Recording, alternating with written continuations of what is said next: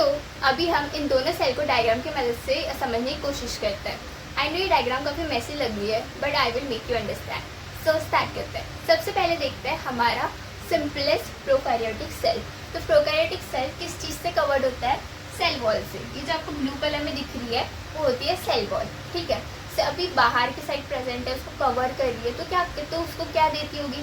Protection देती होगी, right. उसको बाहर के एनवायरनमेंट से प्रोटेक्ट करती होगी, तो ये वही करती है। अब उसके अंदर प्रेजेंट होती है प्लाज्मा मेम्ब्रेन, जो आपको ब्लैक कलर में दिख रही होगी, ठीक है। ये प्लाज्मा मेम्ब्रेन है। ये प्लाज्मा मेम्ब्रेन क्या करती है? ये इन एंड आउट न्यूट्रिएंट्स का एक्सचेंज संभालती है, ठीक है। मतलब कुछ भी अगर सेल के बाहर अंदर आ रहा है तो ये प्लाज्मा मेम्ब्रेन करेगी। बट प्लाज्मा मेम्ब्रेन क्या होती है? सिलेक्टिवली परमिएबल होती है। सिलेक्टिवली परमिएबल मतलब क्या?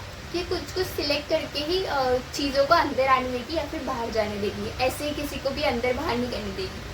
और इसका स्ट्रक्चर ना बहुत सिंपल होता है। किसी भी प्लाज्मा मेम्ब्रेन का स्ट्रक्चर ट्रिपल लेयर्ड होता है, मतलब ऐसे सैंडविच की तरह समझ लो।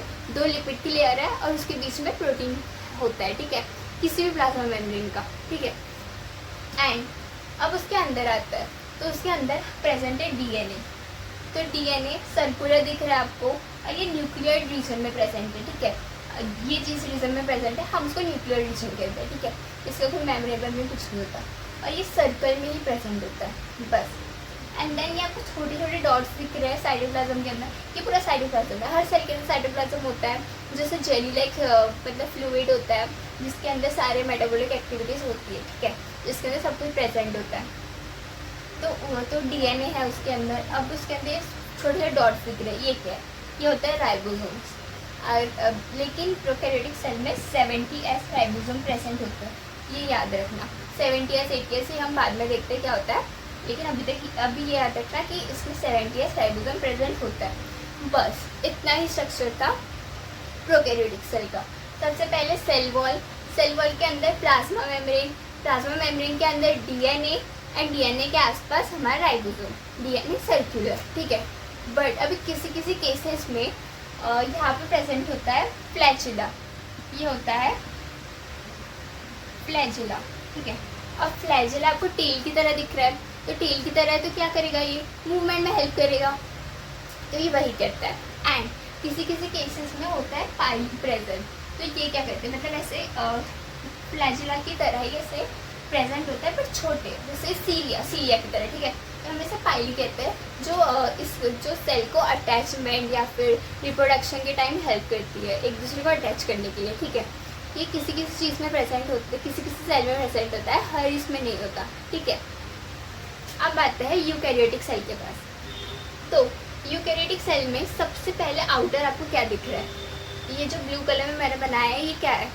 ये होती है हमारी प्लाज्मा मेम्ब्रेन। इसमें सेल वॉल प्रेजेंट नहीं होती है बट 2 सेल में। कौन से? प्लांट सेल और फंगी में। बाकी सेल्स में सेल वॉल प्रेजेंट नहीं होती, बट प्रेजेंट होता है प्लाज्मा मेम्ब्रेन। प्लाज्मा मेम्ब्रेन यहाँ पे भी सिलेक्टिवली परमिएबल है, वो इन एंड आउट एक्सचेंज संभालती है, और यहाँ पे भी ट्रिपल लेयर है, 2 लिपिड और बीच में प्रोटीन, ठीक है, सैंडविच की तरह।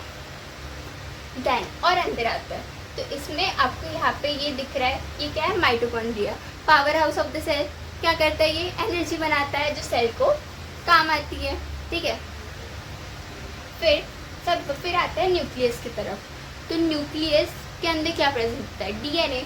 तो यहाँ पे डीएनए प्रेजेंट होता है लीनियर फॉर्म में, एंड यहाँ पे डीएनए को ऐसे एनक्लोज करके एक मेम्ब्रेन है, वो होती है न्यूक्लियर मेम्ब्रेन, और ये होता है न्यूक्लियस के आजू बाजू में प्रेजेंट होता है endoplasmic reticulum. But endoplasmic reticulum होता है 2 टाइप के, एक होता है स्मूथ, एक होता है रफ। अब स्मूथ रफ क्या है? तो रफ एंडोप्लाज्मिक रेटिकुलम पे राइबोसोम अटैच होता है, जैसे कि ऐसे, ठीक है। बट स्मूथ पे नहीं होते हैं, स्मूथ ऐसे ही प्रेजेंट होता है, ठीक है। तो इसलिए हम इसको रफ या स्मूथ कहते हैं। जिस पे राइबोसोम प्रेजेंट वो रफ, जिस पे नहीं वो स्मूथ, ठीक है। तो न्यूक्लियस को सराउंड करके रहता है एंडोप्लाज्मिक रेटिकुलम। अब उसके पास रहता है गोल्गी apparatus, ठीक है। तो यहाँ पे एंडोप्लाज्मिक रेटिकुलम क्या करता है? प्रोटीन बनाता है, मतलब यहाँ पे प्रोटीन बनता है, यहाँ पे पैक होता है। गोल्गी apparatus पैकेजिंग का काम करता है। तो यहाँ पे प्रोटीन बना, यहाँ पे पैक हुआ, एंड फिर वो साइटोप्लाज्म में घूमता है, मतलब जो भी इसका काम रहता है वो करता है, ठीक है। अब ये आपको बड़े वाले जो डॉट्स दिख रहे हैं वो क्या है? वो होता है लाइसोसोम। अब लाइसोसोम क्या है? इसमें तो नहीं था, तो लाइबोसोम होता है डस्टबिन ऑफ द सेल, जिसे हम सुसाइडल बैग कहते हैं। क्यों कहते हैं सुसाइडल बैग?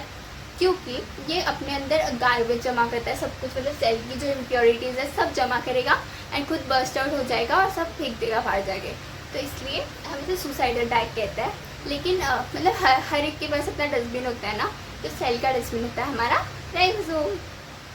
तो अभी हम इसको और अच्छे से पढ़ते हैं, क्योंकि हमने क्या देखा कि इसके पास ऑर्गेनल्स प्रेजेंट है। अभी प्रोटीन बन रहा है, वह पैक हो रहा है, फिर साइटोप्लाज्म में घूम रहा है, राइट। फिर इसके पास तो कुछ नहीं था यार, इसके पास प्रोटीन बनाने के लिए भी कुछ नहीं था, पैक करने के लिए भी कुछ नहीं था, राइट। लेकिन ये भी ये सब करता है।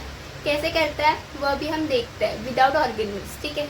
And one more thing, eukaryotic cell में जो राइबोसोम प्रेजेंट होता है वो होता है ATS राइबोसोम। अब ये एस वगैरह क्या है ये मैं आपको बाद में बताऊंगी, लेकिन इतना याद रखो कि प्रोकैरियोटिक सेल में होता है 70S ribosome and eukaryotic cell में होता है ATS राइबोसोम।